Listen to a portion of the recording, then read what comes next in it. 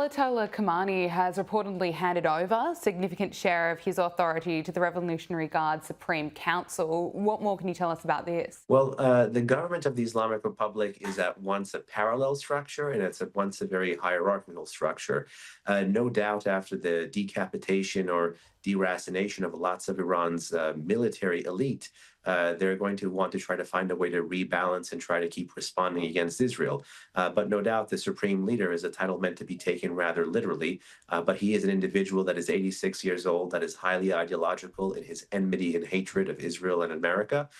So that certainly clouds much of his judgment. The Revolutionary Guard is very much cut from the same cloth, so certainly no better there.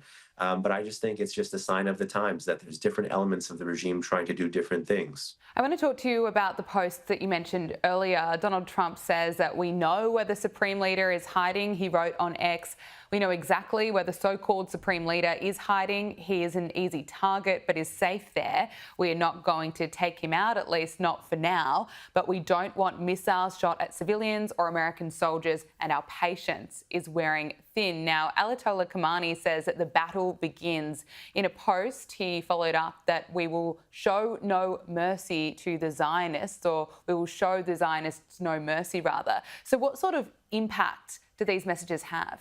Well, they're designed to respond to one another, but more broadly, again, this is Khamenei kind of projecting. At this point in time, Khamenei remains the longest running autocrat in contemporary Middle Eastern history. Again, he's an 86-year-old individual who's holding hostage a nation of 88 million people, many of whom actually despise his views and have a fundamentally different conception of what is and is not in the Iranian national interest.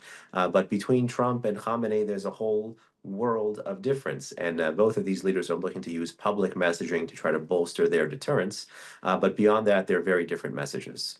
Okay, and Iran has banned government officials from using mobile phones and other devices amid concerns growing inside Tehran that Israel is using the phones to track and target the country's leader. Do you have any more insight on that?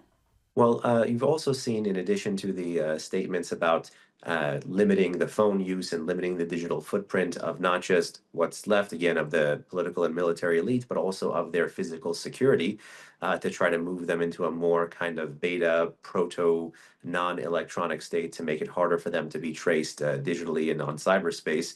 You're seeing that being merged with rolling internet blackouts in some cities and some towns, which I think could be a dress rehearsal for what we saw back in November 2019 as well, which is to limit and control the information environment available to the Iranians, because even in the middle of a shooting war, the government of the Islamic Republic fears its own people more than it even fears foreign bombs. Ben Talablu, Senior Director of FDD's Iran program, thank you so much for speaking to us on Power Hour.